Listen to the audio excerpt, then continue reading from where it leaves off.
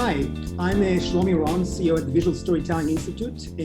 We are based in sunny Miami, Florida, and we help business leaders like you with the shortest ways to cut through the clutter and rise above the communication noise through the power of storytelling and the impact of visual media. So if you guys are just joining our podcast for the first time, this is your really great place to be for visual storytelling. And Visual Storytelling Today podcast is a podcast where we bring some of the most notable visual storytelling experts out there. And today we have a special topic. The topic I chose for today is really how to manage visual stories at scale. Why, you might ask, is we all really live in a world of visual communications, and really the reason for that is the adoption of rich bandwidth, social media and mobile, the pipelines. And as a result, we see that according to latest stats, 91% of people like visual content over written content. And in response, we see that marketers on a regular basis use visuals in more than 90% of their content. And this chunk of marketers that use over 90% of their content with visuals are growing 20% year over year. So we see tremendous growth for visual content. That's why I wanted to kind of talk today about really this new brave world of visual content and management platforms that could manage this massive amount of data and personalize it and really distribute it effectively on different platforms and really make an impact for a new generation of marketers that really specialize in visual content. So for this show today, I'm so excited to bring Sanjay Sarathi. He's the CMO at Cloudinary. It's a market leader in cloud-based image and video management platform to discuss how to, again, manage visual stories at scale in today's visual communication landscape. A bit about Sanjay. He's a business executive with deep experience in SaaS and software markets and keen insight into big data, analytics, e-commerce, and middleware. Before Cloudinary, he held CMO positions at Imanis Data and Sumo Logic. So if you're an avid WordPress user, you must have used some of their plugins like I have. Wow, this is quite a journey. Welcome to the show, Sanjay. Thank you very much, Shlomi. Excellent. So there's so much I want to ask you, but before we dive right in, I'd like to get a little bit about your backstory, your journey, how you got started in marketing in the first place. Sure. Actually, my story into marketing was one of chance, not necessarily deep planning. A classmate of mine from school, back when the internet was first getting started and first taking hold in business circles, called me and said, "Sanjay, we're looking for people to help us with our software startup. And I thought you might be interesting." And at that time, I was in the management consulting world, so in a very different world than marketing. But I responded to her note and dropped in to visit the CEO of the company, and I just fell in love. I fell in love with the pace of technology change. When I started to get into marketing, I love the fact that it's a combination of art and science. You have to measure things, but you also have to understand how things might work and how things might impact people without necessarily always having to measure that. And in our world in software, you get to have work with varied audiences. You can work with other marketers, you can work with developers, you can work with IT DevOps professionals, finance professionals, depending on what software. So you're always having to think on your feet around how what you're providing is of value to that particular audience. So that's sort of my backstory into marketing, and I've just never left it since I first joined. Yeah, no, I just looked at your LinkedIn profile before the show, and it's quite amazing. The wide range of the CMO positions and companies in different industries. So it's quite a remarkable track record, which is great. So one of the things that I also would like to start, it's a kind of a standing question I have for all my guests is, as you know, visual storytelling is quite new in the business context. Originally, it's coming from the entertainment arts, you know, the way Hollywood was used to make movies. And what happens in past years is that with the decline of the effectiveness of paid media, you know, ad blockers and, you know, banner blindness and others, marketers started looking at new ways to engage audiences, and they start looking deeper in how, you know, Hollywood was engaging through movies, and that's where storytelling is the core component. So I'm kind of wondering, since you are leading the customer voice in a visual content media platform, how do you see, what is your definition for visual storytelling? It's a great question. From my perspective, where I sit here at Cloudinary, and when we talk with our customers, I think the verb you used around engage or engagement is absolutely critical. And that can mean different things for different types of companies. For e-commerce companies, engagement can be how somebody reacts to their product display, a product listing page, and ultimately maybe converts into a transaction. Right. For a media company, it's about how long people read the content and look at the visuals associated with that content. For a travel company that might rely on user-generated content, it's about engaging with the brand. So the word around engagement for us is critical to defining how visual storytelling is successful or not. Yep. And I think it's leveraging the power of rich media, whether it's images or videos or 3D or AR and VR and in certain areas to create that engagement. And so we believe strongly that the visual media is at the heart of that storytelling, and we see it every day with customers and the stories that they come to us with in terms of what they're trying to tell. I see. But do you find that these clients are actually using visual content, or I should rephrase this, use stories in the visual content they produce in the classic 3-act story structure, you know, setting, conflict, resolution, or it's more broader than that?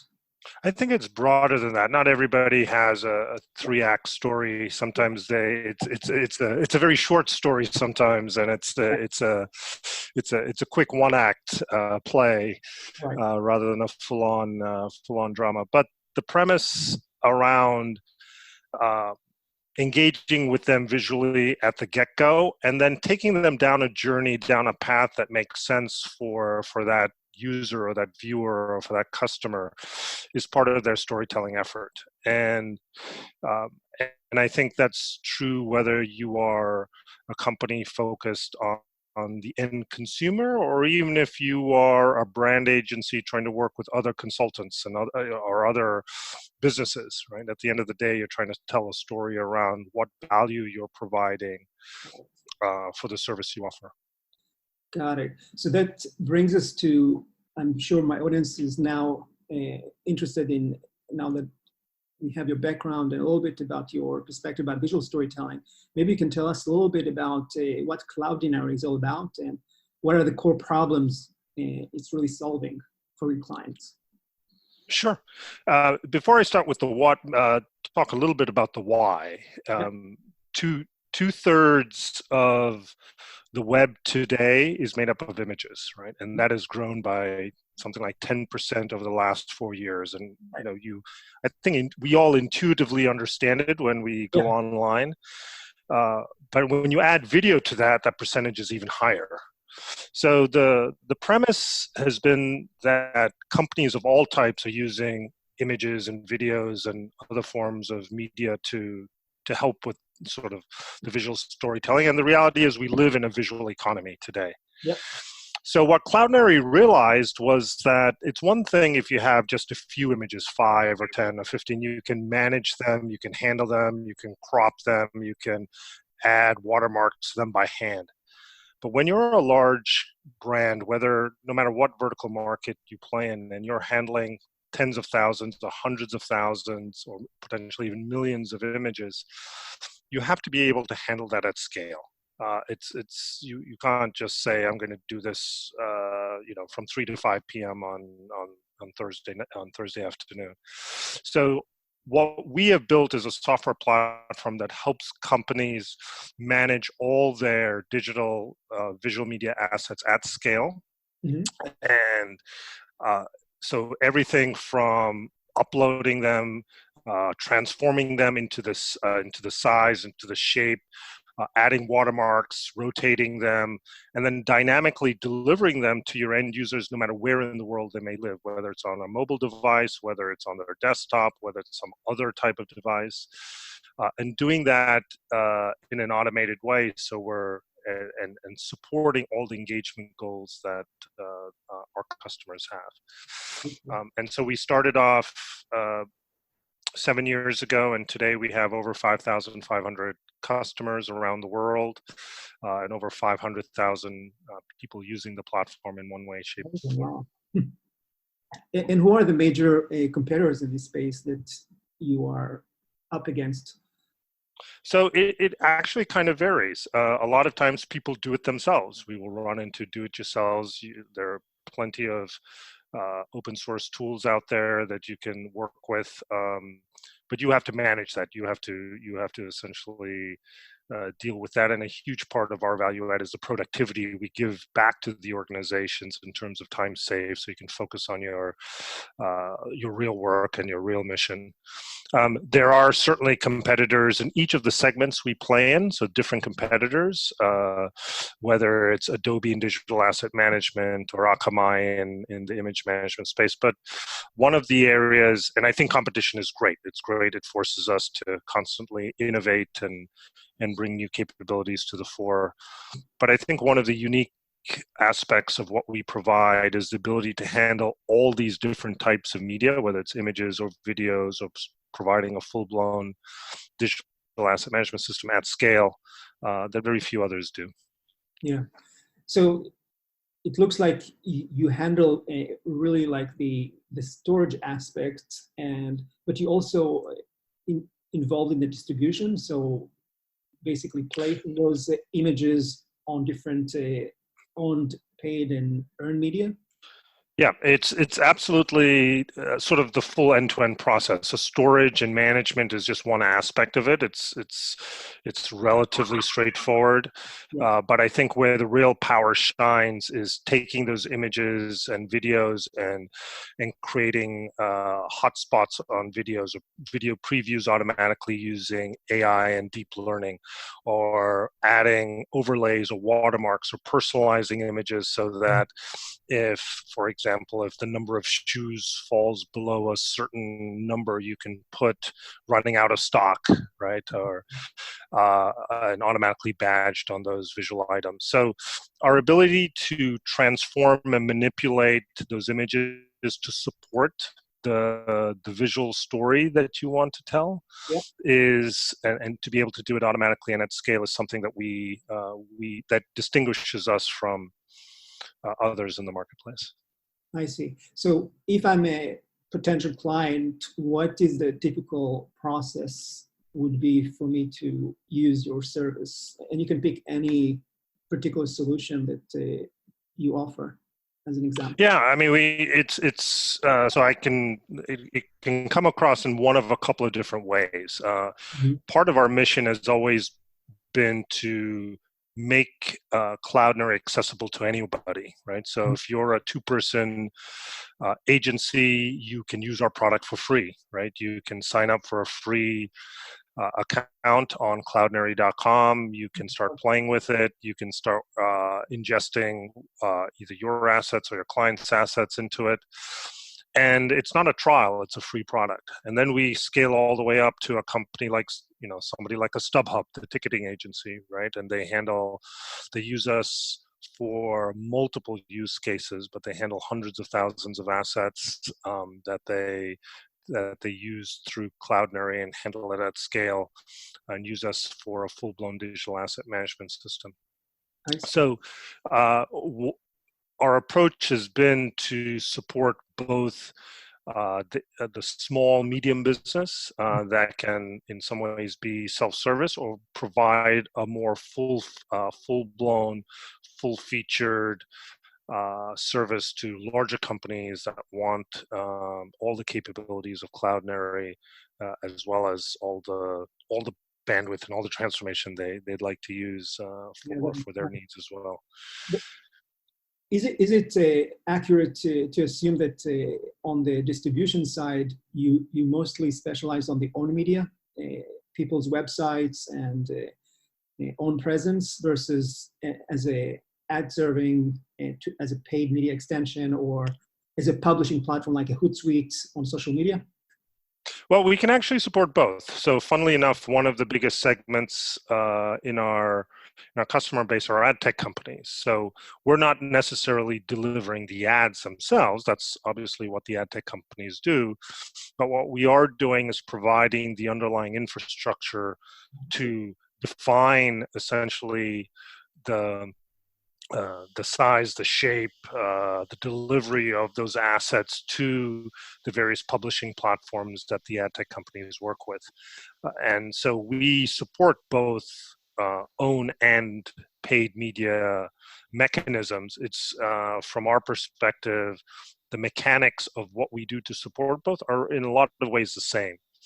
And the nice thing is for a marketer, for example, one of the really interesting aspects of using the Cloudinary platform is for every master image or master asset that comes in, you can create a wide variety of presets. So you can create a set of images that are purely for your social media campaigns, one for that meet the dimensions for your website, one that meet the dimensions for your email campaign. And these can be automatically generated. So as a marketer, you're not trying to think, okay, I need 18 different versions of this one asset. How do I do that? With Cloudinary, we can do that at scale. And you're focused on what assets do I actually want to build or shoot. And then Cloudinary will take care of the rest. That's incredible. You mentioned earlier that your platform is using AI, machine learning, deep learning. I'm kind of curious how this automation is expressed in the distribution side, when you pushing content to own, paid, and earned. Especially, you mentioned recently, that you work with the other partners like ad techs and maybe social media publishers.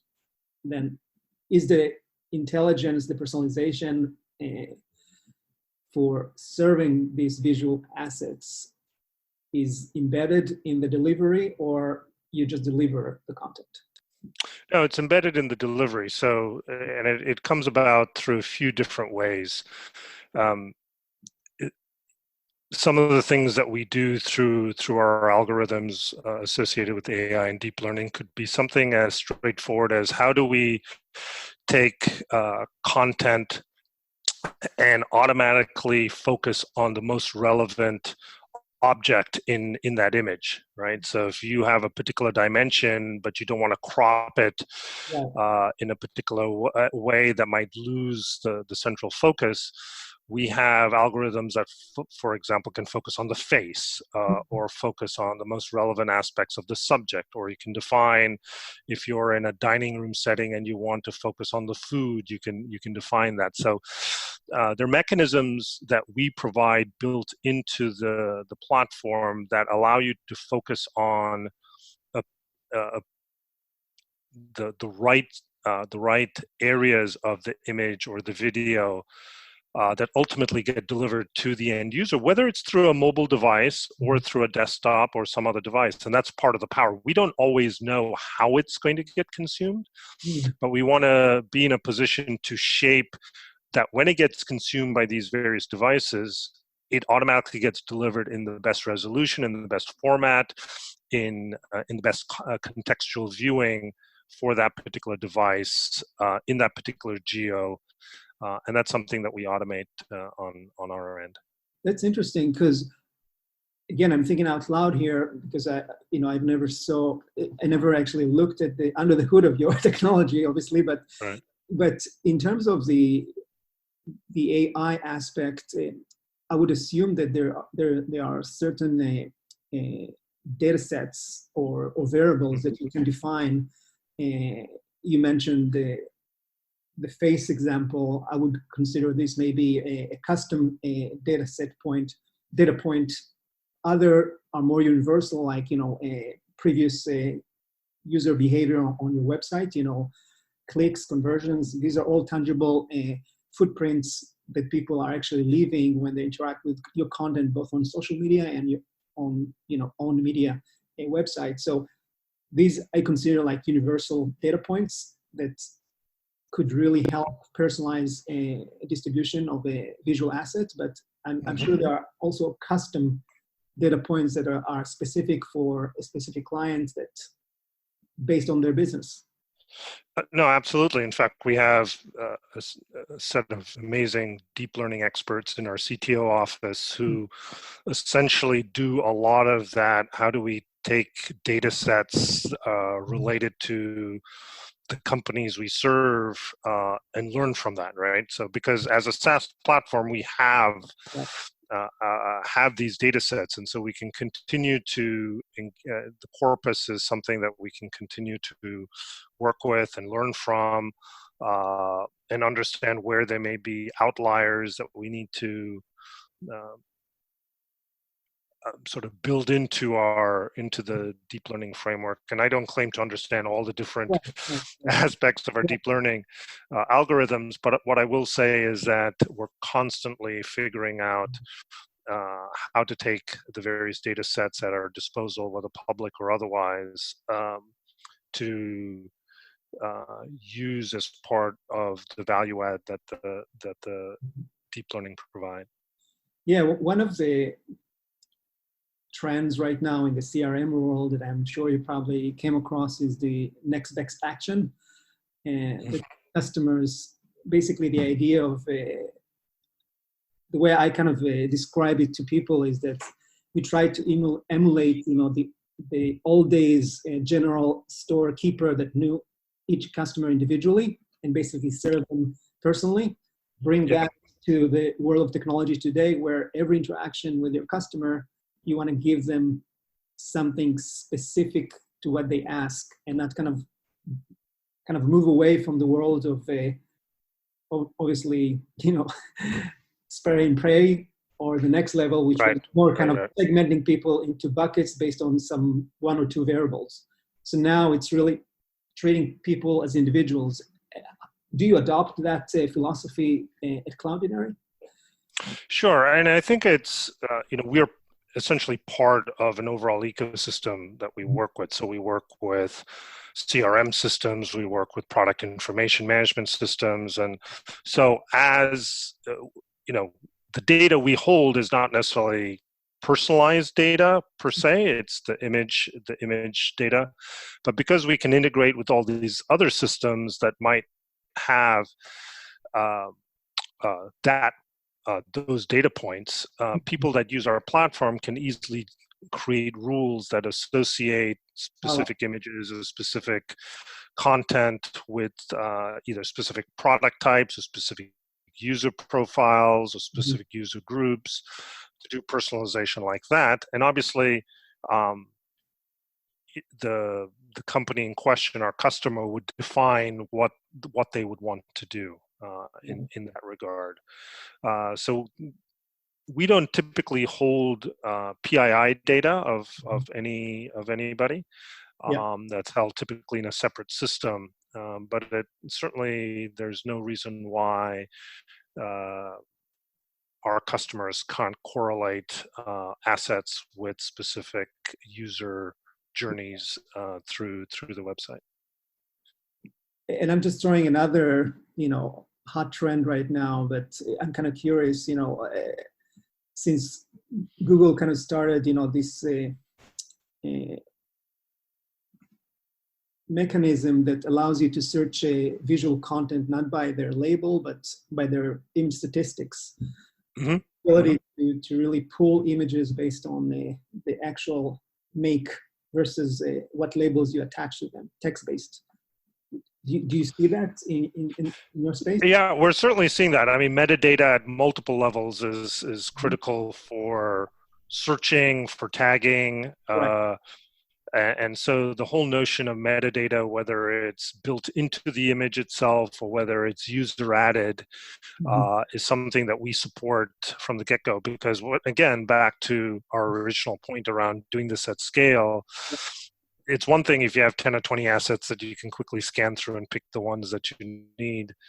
But when you're talking millions of images and you're doing searches to support a particular, I need a blue sofa for a particular campaign, metadata is at the heart of how you do it. And that metadata can be driven by both predefined or user-generated actions, if you will. That makes sense. So speaking about the actual content, who makes the content? Obviously, one source is the client. They're graphic designers, either inside or outside the business. But do you also have any collaborations with the image databases, like they and all the big ones? You mean like Shutterstock and Getty and folks like that? Exactly. For clients that might not, that looking for like a faster solution that can easily manipulated and customized. Yeah, absolutely. So it's funny, both we're actually building a native integration into one of the services I just mentioned, which should be released shortly, and in conversations with the other one that we're talking to. So absolutely, because people do have the need to both pull from, assets that they create on their own, plus libraries that they may have from third parties, and that's absolutely something that we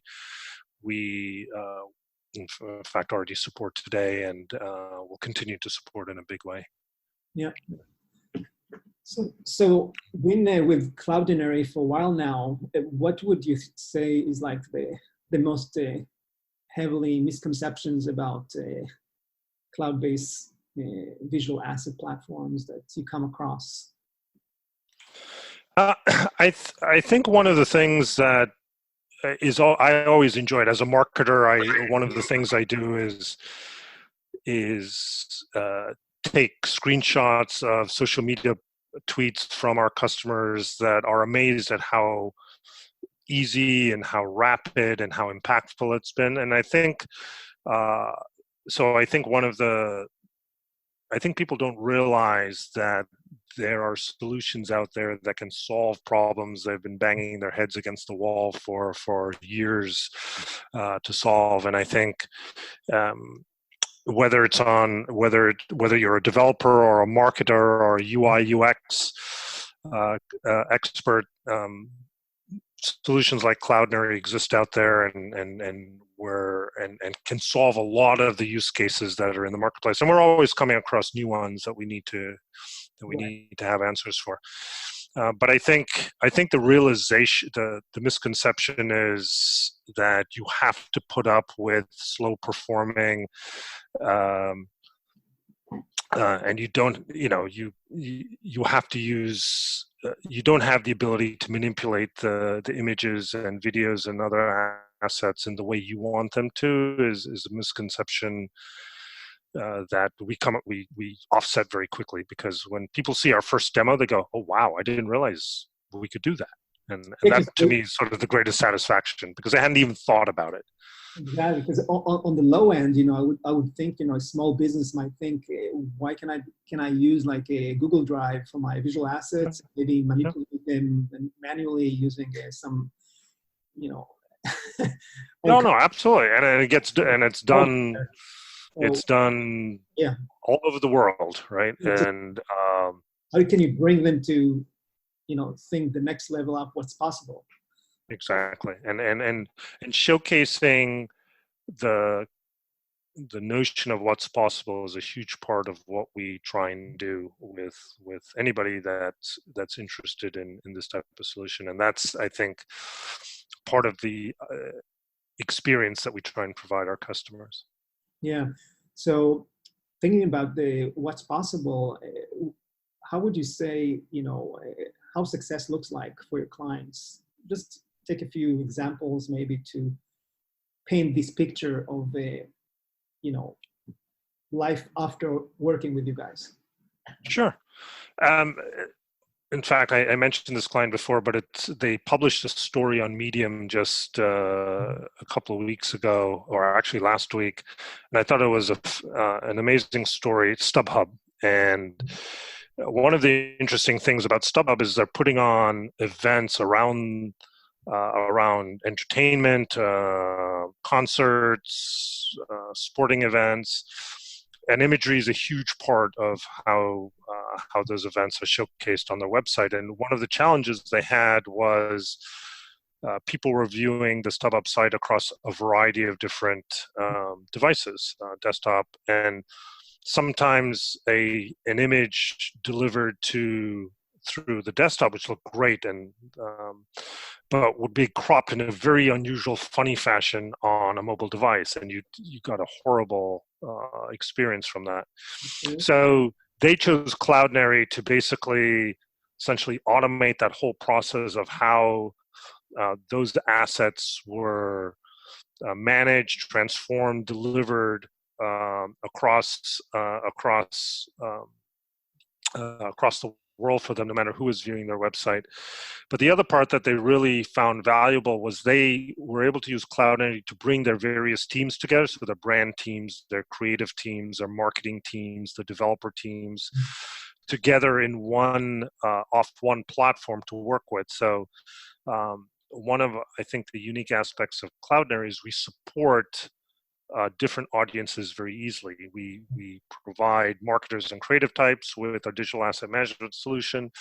We provide developers with an API-based platform that they can use their favorite language or SDKs with, and it's all one technology base. So we're not sitting there having to tell people, oh, you have to use this platform for this and this platform for you as a developer. It's essentially one single platform that's approachable to different audiences because of the different ways in which you can interact with it. And that's something that StubHub found incredibly useful. Another customer that's really interesting is Apartment Therapy, that has a number of different sites. But what they found really useful is for their editors, right, who are editing the websites, their web editors, to essentially use Cloudinary as the basis for building and delivering assets to their various sites in the way they wanted to support the story they wanted to support.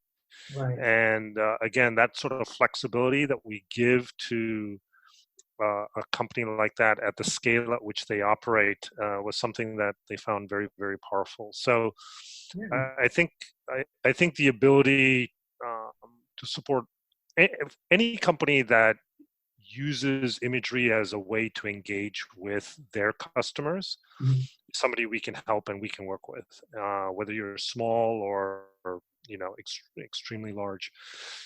And I think that's one of the aspects that people appreciate, is we can help them grow as their needs and their visual storytelling requirements grow. And does your platform has any reporting or measurement or this is done on a separate side? No, it's done off the same platform. So we provide a number of reporting capabilities around the assets, around access points. So there are a number of different ways in which you can sort of see reports around how often your assets are viewed, the bandwidth you're consuming, where your assets are being delivered, the end user browser types that are essentially interacting with those assets. So all those data points and reports are accessible to you, whether it's through our own reporting-based infrastructure, or you can access everything through our API and use it in your own analytics system as well. Got it. Are there any kind of hero KPIs that most clients use that basically test the health of their visual assets. Because I checked the website before the show, and I looked at some of the testimonials from your customers, and saw that a bunch of them talk about bandwidth reduction. Sure. So there are a set of KPIs typically around performance, right? Performance of your website or your application, whether that's related to reducing the amount of bandwidth because we have automatically compressed images without any visual degradation of those images or videos, which is very powerful, right? And there are other metrics around conversion, right? What are the conversion rates? And conversion can mean everything from paying to moving to the next step or to an action that the customer has. So that's a second set of KPIs. The third set of KPIs around engagement, right? The notion of how long are people spending on your site, reading material, interacting, asking questions if that's part of your site. So there are a variety of different KPIs depending on the type of business you have. And then the fourth one, which is again significant, is around internal productivity.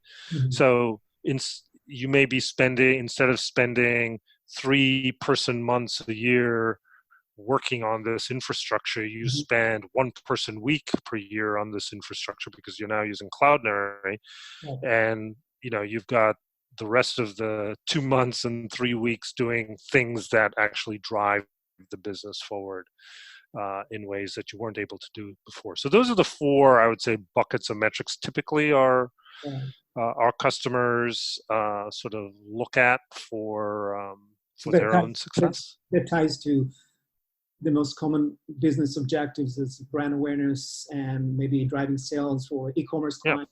Yeah, it's a lot of it is driving the brand, driving top line growth, improving internal productivity, right?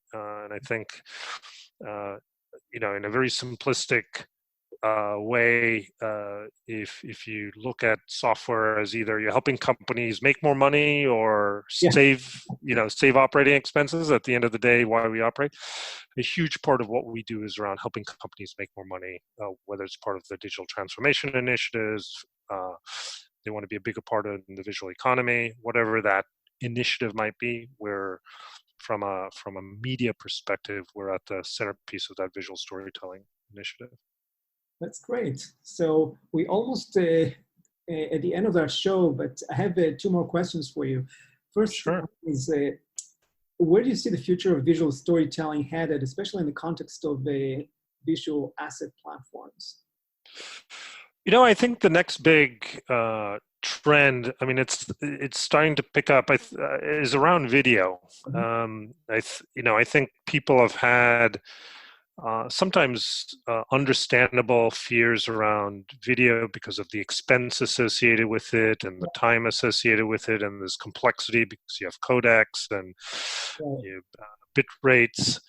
But I think what's happening is increasingly, whether it's from Cloudinary or otherwise, the ability to handle and reduce the complexity and pain with delivering video is such that they can then focus on, hey, what additional value do we get engagement? Because there are plenty of statistics to show the incremental value of a video to, even if it's a short form video for a few seconds, to building user engagement. So I think what we're going to see is greater and greater use of video in different aspects, but again, augmenting the notion of visual storytelling.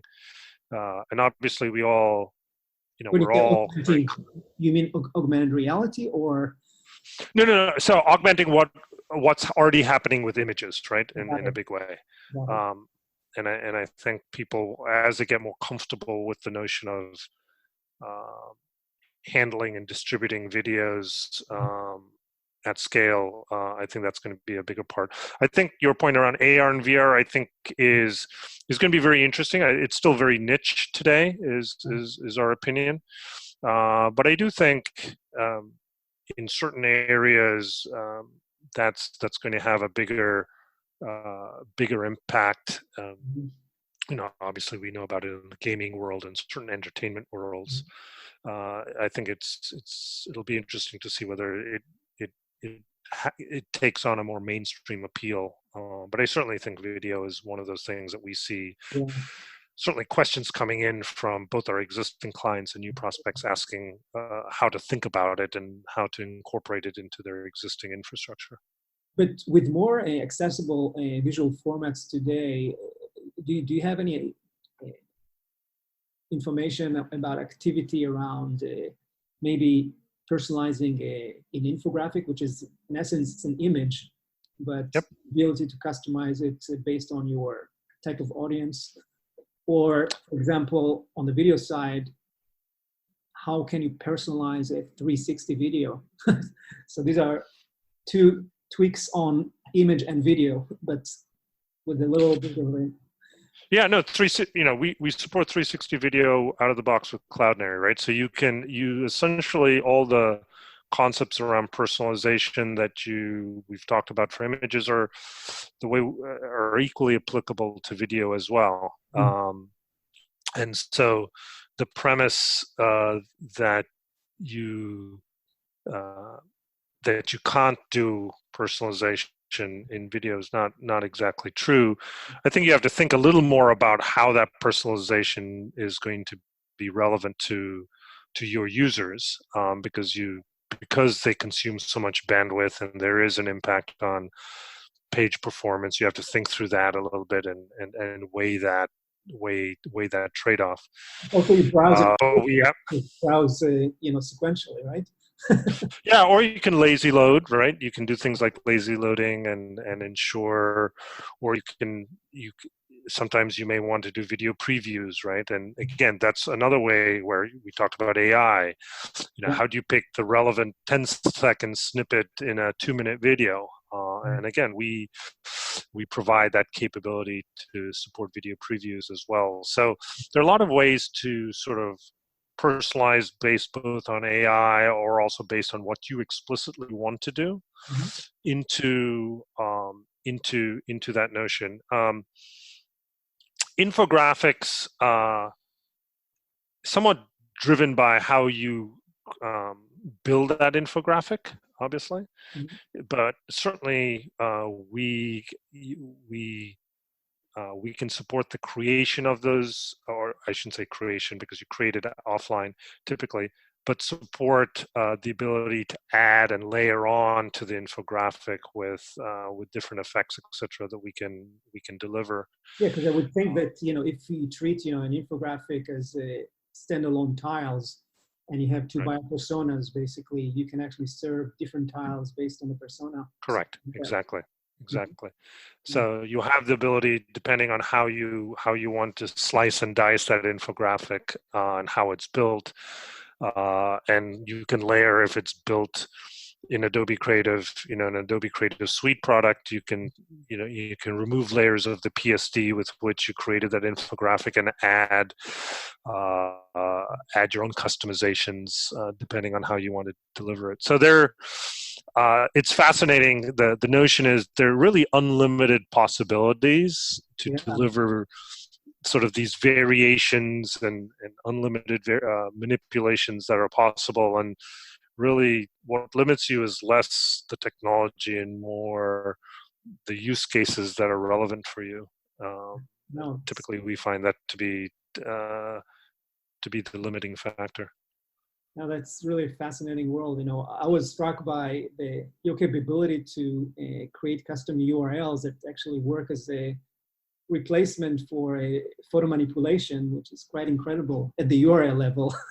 Yeah. The way we manipulate URLs as an expression of our API, and it's great for something like, again, back to your marketing audience. It's great for SEO purposes, right? So you can take that image and deliberately change it to a specific, make sure it doesn't have a weird sort of image name at the end, you can deliberately ensure that it has SEO relevant titles to support your SEO goals. And again, that's another part of what Amazing. Yeah. we can support through the Cloudinary platform. That's awesome. So I'd like to close with another standing question I have for all my guests. If you need to give your top 3 tips for marketers, maybe considering entering or getting into visual content platforms, what would you say? So I think tip number 1 is really think about what you're trying to do with your visual assets. What's the end goal? What's the KPI you're trying to achieve with those assets? Is it engagement? Is it conversion? Is it so that's 1. B, think about the trade-off between how much time your either development, engineering, or marketing teams are spending on doing it yourselves, and understand the trade-off between that and the productivity they get. And then the third piece is obviously a shameless plug, but it's not just solutions like us. We do believe there are options out there for marketers and developers and creative professionals to really unleash the possibilities around their visual assets, and we think you'll be pleasantly surprised at what you can do with solutions like Cloudinary. Awesome. All right. I'd like to thank you so much, Sanjay, for this fascinating chat today. And for our audience, if they want to, what is the best way to contact you?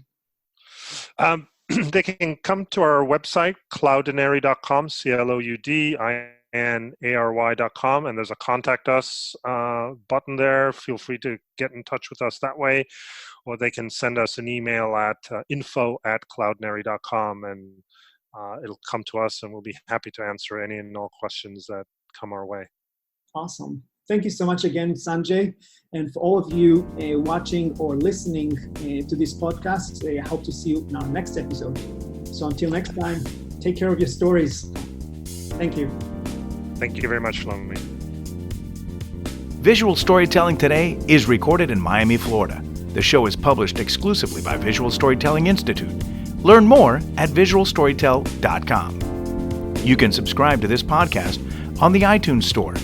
Until next time, don't let your big story wait to be told.